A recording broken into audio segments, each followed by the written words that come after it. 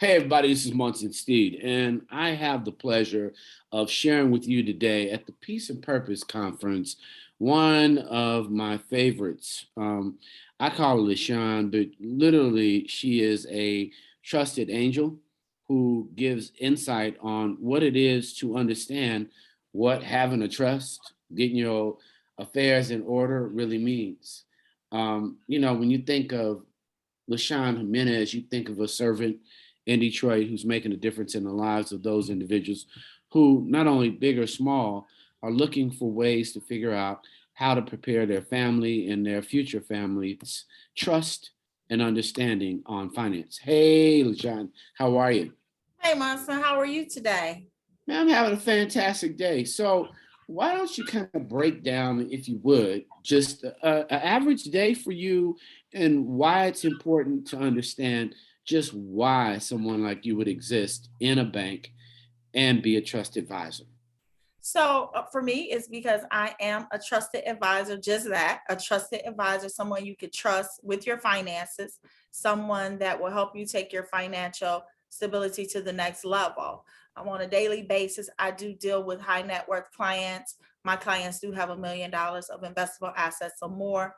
I also coordinate tax planning with the client, with their CPAs or their attorneys to make sure that they do have and develop the trust documents that they need, the wills that they need, so that they can make sure that everything that they've worked hard for is stable and that is left for the next generation, because that is what wealth is about. When you talk about trust, what are some of the types of trust out there, at least one or two that people should be aware of and consider? Well, one of the main trusts that I think that people should really focus on is the living trust. And that is the document that you can have drafted that basically you could put the provisions in and start to fund the trust while you're living. So you want to make sure that you have all your accounts, title in the name of the trust, so that in the event that something happens to you, that whatever the provisions are in that trust, that is what will happen. So when you work hard for something, we want to make sure that our trust and our assets are left to the right person. And also that is being generational wealth to the next generation, not just for you, for your children, your grandchildren. And that's something that I learn and yearn to do every day. So, when you think of the idea of a trusted advisor, what are some of the great examples that you've had as a professional, just in learning and helping people with, the areas of concern that they need assistance in building that intergenerational wealth? And so one of the things that we know that we lack in is information. And so being in this role, a lot of people don't have the information. And so what they do, they tend to not want to ask the questions. And so I'm always here and I build those relationships and have those conversations so that you can feel comfortable. You should be able to come to me with any question that you have, and I'm here to answer it. There's no big question, no small question. And so what I have found in doing that, we uncover a lot of opportunities for you to make some changes, to updates, to do some gifting, because one thing that I know that we do a lot is give money away. And so what we need to start doing in a trust and as a trust advisor is make sure we're educating that gifting can help you with your tax deductions and things like that. And so those are things that I make sure that I, you know, look to the client, make sure I'm educating them because we want to get it right. There are a lot of disparities in understanding how to build wealth and actually get access. What would you share as it relates to making progress in this area that people should and be aware of as it relates to this issue? Well, so first of all, let's talk about wealth because we know that when people hear wealth, they think, oh, I need $1 million. You do not need $1 million because wealth can come in education, healthcare, and we have to start somewhere. So if you have $50 a month that you know that you can start setting aside, even if it's a sacrifice, what we need to start doing is get financially educated on what to do with that $50 a month. How do we make sure that we're titling our bank accounts right? How do we make sure that we're leaving generational wealth? How do we pay for education for our children? Those are things that's what's considered wealth. It's not just the dollar amount. There are many things that the African Americans or people of color can be doing to make sure that we start to get what we need in the wealth area. Yeah, but let's just, off script from a corporate, we know you're there, but Mhm. just the power of savings. Like, why should we brag more about maybe not tell your friends what's in your account, but I'm saving 10%, 20% versus I bought that new bag? Why is sacrifice such a large part of people who have wealth's personality? First, I'm glad you asked that because it's giving you economic stability. A purse cannot do that. Economic stability can get you access to networks, different people. And the thing is, when you have wealth and you start to have wealth, first you feel good about yourself. That's one. And then two, people will listen to you and say, hey, if they're doing it and this is how they're doing it, they're saving that $50 and now they have 1,000.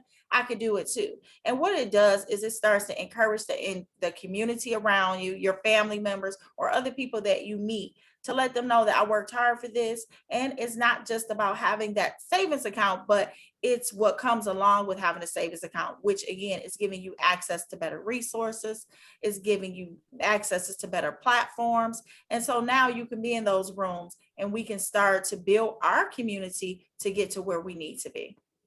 You said something that made me think about it, and I just wanted to share back with you. Maybe your $50 a month turns to 1,000. The 1,000 in 3 years turns into 5,000 because you added a little bit on your savings. But now you have a deposit that it's big enough so when they ask you what can be your down payment on your first home, you've saved that money. So we save Right. money for down deposits. Once we get a home, is that part of our intergenerational wealth strategy? And do we consider the home now a part of our wealth? You do. So when you're looking at your wealth, you're looking at assets as well. And one thing about it, you should own your home because owning a home, that's an asset. And so now you can have liquidity with that asset once it's paid for. Or it could be something that's generational that you're leaving to the next child. If in the event that you pass away, it can go to your child, your grandchildren, or they can use it for income. If they don't live there, now you're creating a rental income base for that person. So again, having assets can even give you generational wealth because it's something that's continuous. And if you have one, then you may say, hey, this is working out. Let me go get another one. And so that's how we start to bridge these gaps and we start to collect different assets to give us the wealth in a monetary form.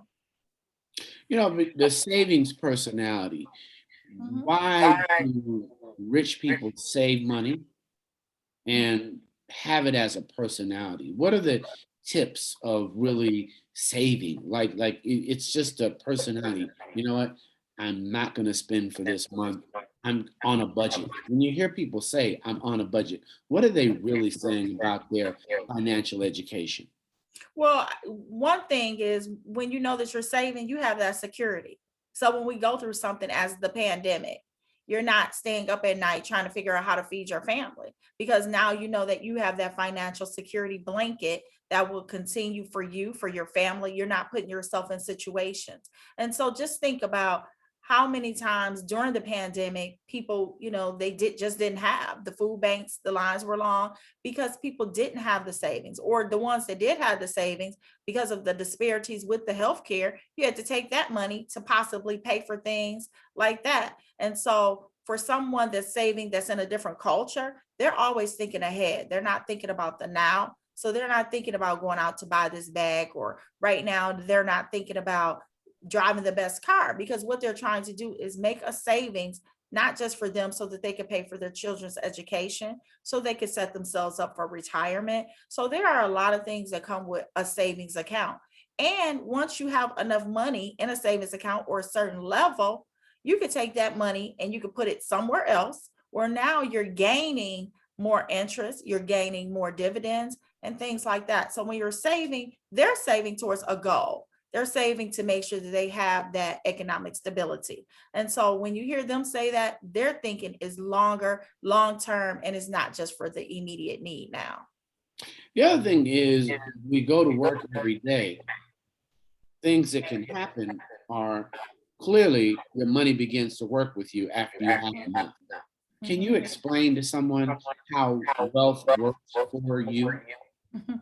So we could use one of my clients or some of my clients, for instance, they have saved, they have worked hard, they have put money into their 401k or their pensions, or they have invested in different business adventures, or sometimes you may not work, you may have a business. And so when you do that, you're putting your profits up because eventually you want to sell the business or you want to retire. And so once you do that, what you want to do is have enough money in your portfolio where you're not even touching the money that you made.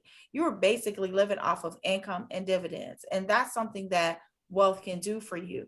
Once you start to save enough money and it's in that portfolio, you never even touch the principal because that's continuously growing over the years. You're basically living off of income and dividends. And it can happen. I see it happen every day if you do the right thing, but you must be disciplined in the beginning and you have to work hard to do it. When you think and say, not think just that, but principle, Mhm, you're you're working really to save so that you have a principal amount of money. mhm, So goal setting is really important financially. Can mhm. you share why goal setting and setting financial goals in particular are important to actually putting yourself on a wealth trajectory? Well, it's important because what you want to do is always, when you're looking at wealth, always look at the long term. But what I do for myself is set short-term goals because I know with short-term goals, you can get to long-term goals. So never set an unrealistic goal. So if you know that you make $70,000 a year, but you have a family, you have to set yourself a goal to say, you know what, this year I am going to try to save $2,500. Always set something that you know you can meet in the short term.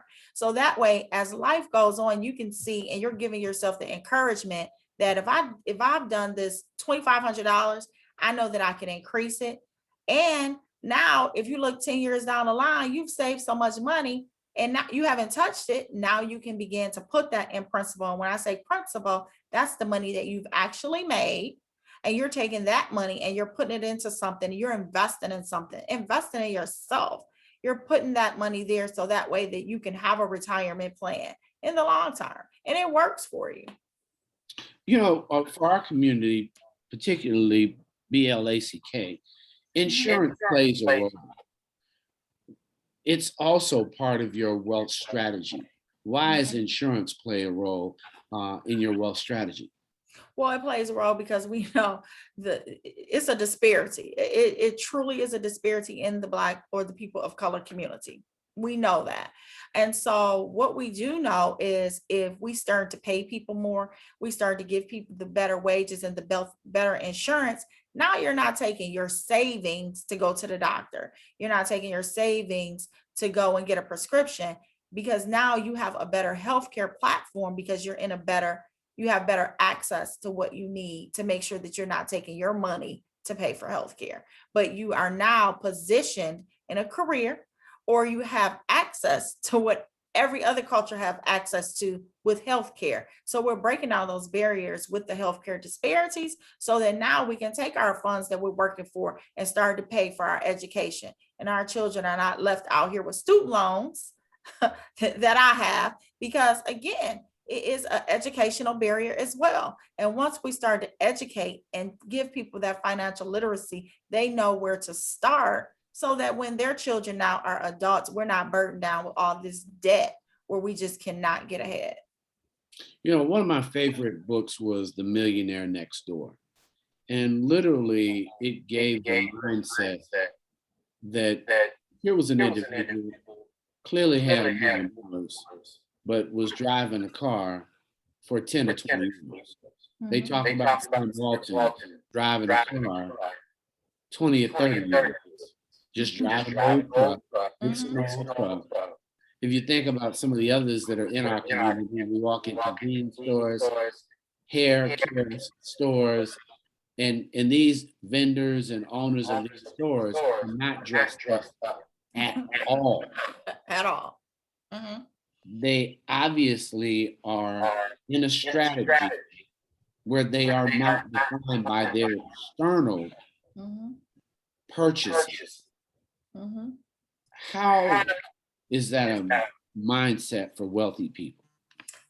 Well, I think so for people in our culture, what I found and in having conversations with people is that, for one, it's unfortunate, but we have this slave mentality where we think that we need to show up and show people that we're not, that in that culture, in that world anymore. But what I try to tell people is it doesn't matter. Yes, should you show up and be presentable? Absolutely. If you have a certain job, you need to dress for the job. But what we don't need to do is have all these materialistic things, but we can't even pay our bills. And so for them, they're thinking in different cultures, they're always thinking, you know what, I'm gonna sacrifice now. So when I get to a certain age, I'm not in here working 12 hours a day just to pay the bills. They're actually living life. So at one point, when you want to get wealth, there has to come with some sacrifice. You're sacrificing something because what you want to do is set yourself up for the future. You want to make a better living and leave generational wealth. We can't leave generational wealth if we're spending it all. It would because we feel like we need to keep up with the person next door, right? We need to start looking at things for us, our children, our next generations. How can we change the game? Well, we have to change the game by doing things different. So showing up in a Lexus when you're 20, that if you've not set yourself up for that, that's just not it. So what you need to start to do is say, listen, you know what? I'm going to give me a car, a reliable transportation, and I'm going to make sure that I start to save that extra money so that when I do get wealthy, then I can go out and get whatever I want. And that's how most wealth clients do it. But even when they're wealthy, they're still conscious about their spending. They're just not spending. Now, you do have some people that just spend, but most wealthy people are very frugal. They live, but they're always thinking about the future. They're never just living in the now. Because when you live in the now, even when you're wealthy, your money can be depleted. So you're always thinking, you need to always think and have a plan. And again, let your money work for you. You talked about sacrifice, which seems to be something that wealthy people get. Mhm. You're talking about it today. If you were a family, why and how should you have a biannual meeting to talk about family finances out loud so both you and the children have an idea, and then obviously a husband and wife Mhm. have an idea? Mhm. Why are these conversations about wealth building important for us to share out loud as a community and even lay out budgets so that the children understand here's what the cost are for the house, here's what the cost is for the food, Mhm. here's how much you budget for your clothing, and then here's how much we all are saving, and any of the extra things that we do as a family and our hobbies that create income go toward your education, and then Mhm. here's the dollars we're putting in trust now. Is that Mhm. kind of the process that should exist? I think it should, and I say that because again, it goes back to being educated about finances. And if you start to do that in a household, and your children see you, sitting down doing budgets, they know that, okay, mom and dad makes a certain amount of money, and a certain amount of money may go to, bills, a certain amount of money might go to this, may pay tithes or whatever it is. You are starting to teach them young, and these are habits that they will continuously strengthen and they will continually take with them into their adulthood.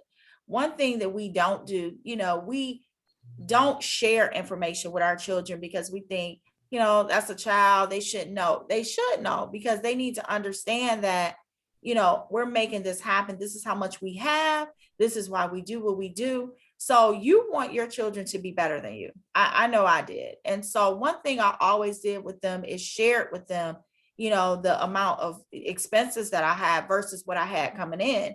But now my children, they know how to budget. They know how to save. They don't have the debt that I have because when I was younger, I didn't have that. I didn't have anybody sitting down saying, Come on, let's sit down. Let's talk about the budget. Let's talk about expenses. Let's talk about investments. And so when you're talking collectively as a family, somebody may come in with a different idea. You're creating entrepreneurs, right? You're creating people that they're listening. And when you learn and you're learning every day, now you want to get more information. So, with the internet now, a child can go and say, hey, I heard mom say investment platform, IRA. Let me go out here and Google this and see what it is. And then let them start to get out there and educate themselves, not just from the information, but give them assignments. Hey, go out and see what, a Roth IRA is for you, or go out. Everybody may not want to go to college. So what we need to do is figure out what it is that you want to do. And it starts in those conversations of a family sitting around the table. That's why I think fellowship is so important with anybody, a family, friends, neighbors, communities, churches, because in a fellowship setting, you have all kind of conversations. And one thing that's always going to circle back to is finances, education, healthcare, and how we need to start working together collectively, sharing information so that way we can make sure that we're all successful and we're all being elevated. All right. So talk about the three important people that have to be on your team. I know you mentioned accountant, but who are setting up the trust are the others? So if you're setting up a trust, first of all, again, you need a banker like me, a trusted advisor, of course. And make sure when you're doing that, you pick somebody that you're comfortable with. Don't just go with, someone because you feel like they're, at the largest bank, or no, do your research and homework on someone and go meet that person. And I know right now it's the pandemic, a lot of times we're not meeting face to face, but ask a bunch of questions, because what you want to do is dig in deep and find out who this person really is. And then, so that's important. Then you need to have a CPA. You need to have a CPA that you can trust to make sure that you're filing the right taxes. Make sure you're getting all the tax benefits that you need, or that's there for you, because there are so many tax benefits that we just don't know about. You know why? Because we're not being educated on it. We're just not. And then you need that attorney, not just any attorney, but an attorney you can trust, an attorney that is really going to sit down, listen to you, know you. Because when somebody know you, what they can do is say, okay, you know what, we need to tailor your trust like this. Because as you know, we have family members and children that, may not, have the same mindset as you, and you've worked hard for something. And so what you want to do, you still love your children or your family member or your friends, whoever you decide to maybe leave your wealth to or name in your trust document. But that attorney can say, you know what, this is how we need to do this. You may have a special needs child, so let's set it up like this. But that comes from trust, conversations, a relationship. I tell people, date your banker, because when you date your banker, it's like being in a marriage. It's nothing you don't know about that other person, because now that person can set you up for success. I love that. But women often don't have as much insight. What would you, as a female executive, mom, share with women that you would tell your younger self now about money and wealth? So if it was a younger me, first of all, I would educate myself. I would not be afraid, to put money in different investments. I think as women, we're protectors. And so we're hoarders in a sense of our finances, because it's like, I need to hold on to this $5 because this is all I have.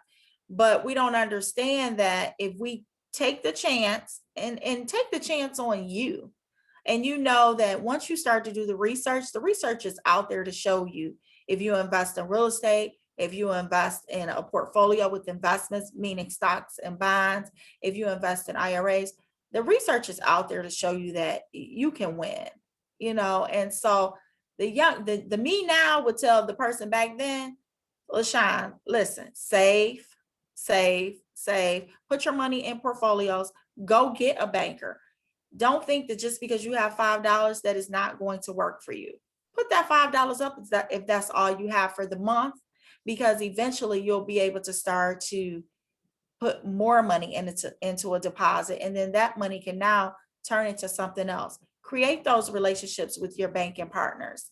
Most of the time you need to walk into a banking center because you don't know that the wealth management exists. If you don't have the wealth, you don't know that we have business banking and things like that. So the first thing you need to do is establish going into a banking center, finding somebody that you connect with. If you have a bad experience, it's okay. It's another employee in that same location that may be able to give you the service, or find a different bank. But always find somebody that you can trust, that will give you the information, that will educate you and let you know that no matter what you have, you can make that and be wealthy in the long run. Thank you. Thank you. Last Last question. question. You've got a You've got a team of team of entrepreneurs entrepreneurs opening opening businesses, businesses, being being successful. successful. What would you What would you say that say that they need they to need do to do with their with their income income as they're as they're doing doing well well right now right now in and establishing a establishing a trust for their trust for their family family and and finding a finding a trust trust advisor advisor? like yourself? So what I tell people is, if you don't have an attorney, reach out to me. Even I try to share as much information as I can when I'm out in the neighborhoods, and the communities, volunteering and things like that. And it's about getting that information, having that person that's willing to put you in connection with the person that you need to be in. Here at Comerica, we have a lot of different partners on the different platforms. And so get that one person though that can make sure that they're walking you through, every step of the way. They're with you through different departments, divisions, making sure that you're getting the resources that you need to make sure that you can continue to be successful. And we partner with outside CPAs and attorneys. So we try to work collectively and collaboratively as a team, because we know that we can't just look at the finances. We need to look at you as a whole. And so even if you're a business owner, whatever it is that you're doing, know that you need to have a team. And again, your team needs to work together. And once they work together and cohesively, you can be successful. And they're setting you up for success. But if you don't trust them, it won't happen. So make sure in doing that, you pick somebody that you can trust. And you know who you can trust, right? When you meet somebody, like, yeah, this is the person for me, or no, that's not the person for me. So make sure that when you're in your selection process, that you have a conversation and you talk to that person just like you would before you date somebody. You have a conversation and you find out, okay, this is somebody that I can date and eventually marry. And that's the same thing you should do with the banker. I appreciate all that you've done, talking with us about how important having a trust advisor is. Um, I want you to share with us, if you would, in closing, you know, hey, why you should start today putting your goals together and setting a financial goal for the next year and outlining it with a professional financial advisor and true trust advisor. So I think that everybody needs to set a goal. And I say start small, because if you've never started a goal, you can't just set out and say, I'm going to do a year goal. Give yourself a 90-day goal. And in that 90 days, say something that you're going to do different. And the thing is, finances come with habit. And so what you may say, hey, it's not about saving $5 in 90 days. It may be about, okay, you know what, let me start to look at everything and evaluate my life and my family situation to see what I need to do to set myself up for success financially. And so I think that that's the first thing that you do. And then set yourself a 6-month goal, but make sure, don't go to that 6-month goal if you haven't met that 90-day goal, because you don't want to put the cart before the horse, right? So set yourself a goal, and I promise you, when you meet that goal, you'll feel so encouraged. You'll feel good. You're taking the necessary steps to gain financial wealth and stability. And it starts with you. We always say that we're living in the disparities, but listen, we can get ahead. We have to start sharing that information, setting ourselves goals, know that we can be in the same room. But what we need to do is start with us, so that way we can have the access to those certain platforms so that we can change the conversation and get on the other side of all these economic struggles that we face as people of color. I love that. Thank you so much, Lashawn and Jimenez, for all that you do. Mucho gusto. Gracias. Feliz Nuevo. I love to say Happy New Year, everybody. It's a new year coming our way. So your finances, you need to reorder. Because we see from hearing and everything that you've shared that our wealth increases with our knowledge and our financial education. So it's not a one stop, but it's a continued task. I look forward to us continuing this conversation about trust. I'm Munson Steed, and this is Peace and Purpose with Lashawn Jimenez. Thank you. Thank you.